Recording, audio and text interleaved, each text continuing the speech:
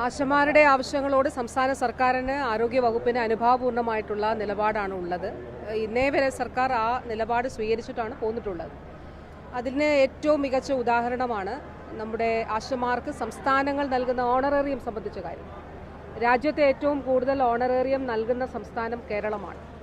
അപ്പം സംസ്ഥാനത്തിൻ്റെ ഓണറേറിയവും അതുകൂടാതെ ലഭിക്കുന്ന ഇൻസെൻറ്റീവുകളുമാണ് ആശമാർക്ക് ലഭിക്കുന്നതായിട്ടുള്ള വേതനം. അപ്പോൾ അതിൽ സംസ്ഥാനത്തിൻ്റെ ഷെയർ ഏറ്റവും കൂടുതൽ രാജ്യത്ത് നൽകുന്നത് കേരളമാണ്. അപ്പോൾ മറ്റു പല സംസ്ഥാനങ്ങളും അതിൽ കൂടുതൽ നൽകുന്നു എന്നുള്ള കാര്യങ്ങളൊക്കെ ചില മാധ്യമങ്ങൾ റിപ്പോർട്ട് ചെയ്തതായിട്ട് കണ്ടു. അത് തെറ്റായിട്ടുള്ള കാര്യമാണ്. ഞാൻ NHM-നോട് തന്നെ അന്വേഷിച്ചു, അങ്ങനെ ഉണ്ടോ, അങ്ങനെ ഇതിൽ കൂടുതൽ മറ്റാരെങ്കിലും കൊടുക്കുന്നുണ്ടോ? NHM നൽകിയ മറുപടി അങ്ങനെയല്ല, നമ്മളാണ്, അതായത് സ്റ്റേറ്റിൻ്റേതാണല്ലോ, സ്റ്റേറ്റ് ഷെയർ ആണ് ഞാൻ പറഞ്ഞത്, അത് ഏറ്റവും കൂടുതൽ നൽകുന്നത് കേരളമാണ്.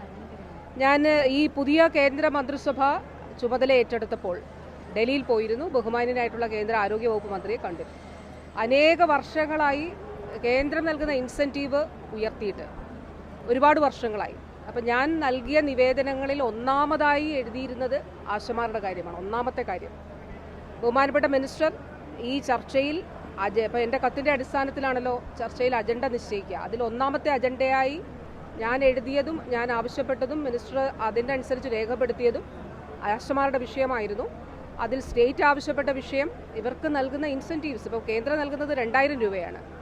അതുകൂടാതെ ഓരോ പ്രവർത്തനങ്ങൾക്കുള്ള ഇൻസെൻറ്റീവ്സ് ആണ് ഉള്ളത്. പിന്നെ പല സ്കീമുകളിൽ പെട്ടിട്ടുള്ള നൽകുന്ന തുക. അപ്പോൾ അത് ഉയർത്തണമെന്ന സംസ്ഥാനത്തിൻ്റെ ആവശ്യത്തോട് മിനിസ്റ്ററും വളരെ പോസിറ്റീവായിട്ടാണ് പ്രതികരിച്ചത്. കേന്ദ്ര ആരോഗ്യ വകുപ്പ് മന്ത്രി അദ്ദേഹം പറഞ്ഞു, അദ്ദേഹത്തിൻ്റെ ഓഫീസേഴ്സ് പറഞ്ഞു, ഒരുപാട് വർഷങ്ങളായി ഇത് ഇൻസെൻറ്റീവ് കൂട്ടിയിട്ട്, അപ്പോൾ അത് തീർച്ചയായിട്ടും അത് കേന്ദ്രം പരിഗണിക്കാമെന്നുള്ളതാണ് പറഞ്ഞത്. ഞാനിത് പറഞ്ഞത് അത്രയും പ്രാധാന്യത്തോടു കൂടിയിട്ടാണ് ആശമാരുടെ ഈ ആവശ്യങ്ങളെ സംസ്ഥാന സർക്കാർ കാണുന്നത്. അപ്പോൾ ഏതാനും 6-ാം തീയതി ആശമാരുടെ ഒരു സമരം ഉണ്ടായിരുന്നു തിരുവനന്തപുരത്ത്. അപ്പോൾ അന്ന് സമരം ചെയ്ത ആശമാർ എന്നെ കാണാനായിട്ട് വന്നിരുന്നു, എൻ്റെ ഓഫീസിൽ വന്നു. അവർ ഈ ആവശ്യങ്ങളൊക്കെ ഉന്നയിച്ചിരുന്നു. അവർ ഉന്നയിക്കുന്ന ആവശ്യങ്ങൾ: 1, ഓണറേറിയം വർദ്ധിപ്പിക്കുക; 2, ഈ റിട്ടയർമെൻറ്റ് ബെനിഫിറ്റ് നൽകുക എന്നുള്ള കാര്യം; 3-ാമത്തെ കാര്യം 2017 മറ്റൊരു ഉത്തരവുണ്ട്. അതായത് ഈ ഓണറേറിയം നൽകുന്നതും ചില കാര്യങ്ങൾ നോക്കിയിട്ടാണ്, ചില മാനദണ്ഡപ്രകാരമാണ് ഈ ഓണറേറിയം നൽകുന്നത്. അപ്പോൾ ആ ഓണറേറിയം നൽകുന്ന മാനദണ്ഡങ്ങൾ മാറ്റണം എന്നുള്ളതാണ്. 10 മാനദണ്ഡങ്ങൾ പാലിച്ചാൽ മാത്രമേ ഈ ഓണറേറിയം ലഭിക്കുകയുള്ളൂ എന്നുള്ളൊരു സ്ഥിതിയുണ്ട്.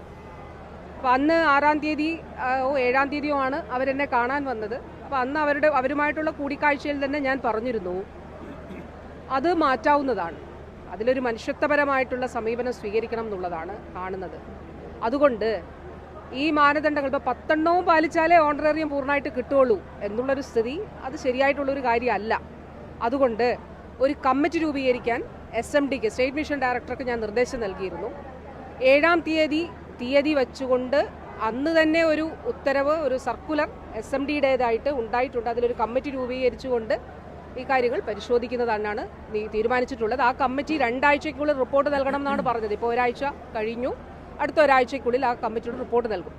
ആ കമ്മിറ്റിയുടെ റിപ്പോർട്ട് കൂടി പരിശോധിച്ച് സർക്കാരിൻ്റെ നിലപാടതിൽ ഞാൻ പറഞ്ഞതാണ്. അതായത് അതിൽ നല്ലൊരു നിലപാട് സ്വീകരിക്കണം. ഈ മാനദണ്ഡം പാലിച്ച് ഇത് ചെയ്താൽ മാത്രമേ ഇത്ര രൂപ നൽകിയുള്ളൂ, ഇത് ചെയ്താൽ ഇത്ര രൂപ നൽകിയുള്ളൂ എന്നുള്ളത് ഈ ഓണറേറിയം സംബന്ധിച്ച് അത് ആ നിലയിൽ പൂർണ്ണമായി അത് വേണ്ട എന്നുള്ളതാണ് കാണുന്നത്. അപ്പോൾ അതിൽ കമ്മിറ്റിയുടെ റിപ്പോർട്ടും കൂടി വന്നതിന് ശേഷം സർക്കാർ ആശമാർക്ക് അനുകൂലമായിട്ടുള്ള ഒരു തീരുമാനം എടുക്കണമെന്ന് തന്നെയാണ് കണ്ടിട്ടുള്ളത്. അത് ഞാൻ നേരത്തെ അത് രേഖാമൂലം ആശമാരെ 7-ാം തീയതി തന്നെ അറിയിച്ചിരുന്നതാണ്. അപ്പോൾ ഇന്നലെ ഇക്കാര്യം ഞാൻ അവരെ അറിയിക്കുകയുണ്ടായി. മറ്റ് രണ്ട് വിഷയങ്ങൾ പ്രധാനമായിട്ട് ഉന്നയിച്ചത് ഓണറേറിയം ഇപ്പോൾ നൽകുന്ന, ഞാൻ പറഞ്ഞല്ലോ, എല്ലാ സ്റ്റേറ്റ്സും രാജ്യത്തുള്ള മുഴുവൻ സംസ്ഥാനങ്ങളും നോക്കിയാൽ ഏറ്റവും കൂടുതൽ ഓണറേറിയം നൽകുന്നത് കേരളമാണ്. അവിടെ ഇപ്പോൾ നൽകുന്നതിൽ നിന്ന് അതിൻ്റെ ഒരു 3 ഇരട്ടിയായിട്ട് വർദ്ധിപ്പിക്കണം എന്നുള്ളതാണ് അവരാവശ്യപ്പെട്ടൊരു കാര്യം.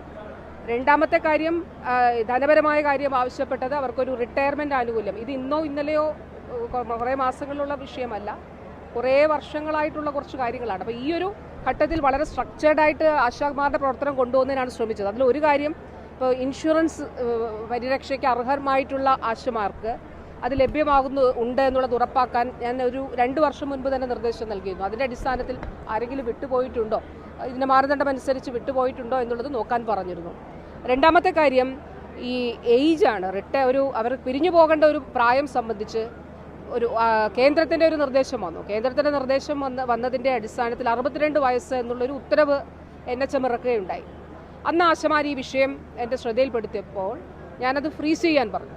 ആ ഉത്തരവ് ഫ്രീസ് ചെയ്തിട്ട് ഇത് മുഴുവനായി പരിശോധിച്ചതിന് ശേഷം മാത്രം തീരുമാനിച്ചു. ഫ്രീസ് ചെയ്തു എന്നതിൻ്റെ അർത്ഥം അപ്പം കാസർഗോഡോ മറ്റോ ഒരാശയോ 62 വയസ്സുള്ള ഒരാളെ പിരിഞ്ഞു പോകാൻ അവിടെ നിർബന്ധം പിടിച്ചു എന്ന് ആശമാർ തന്നെ എന്നോട് വന്നു ശേഷം ഞാൻ ഇടപെട്ടുകൊണ്ട് അത് തീരുമാനം ഗവൺമെൻറ് എടുക്കുന്നത് വരെ അത് ചെയ്യേണ്ടതില്ല എന്ന് പറയുകയുണ്ടായി.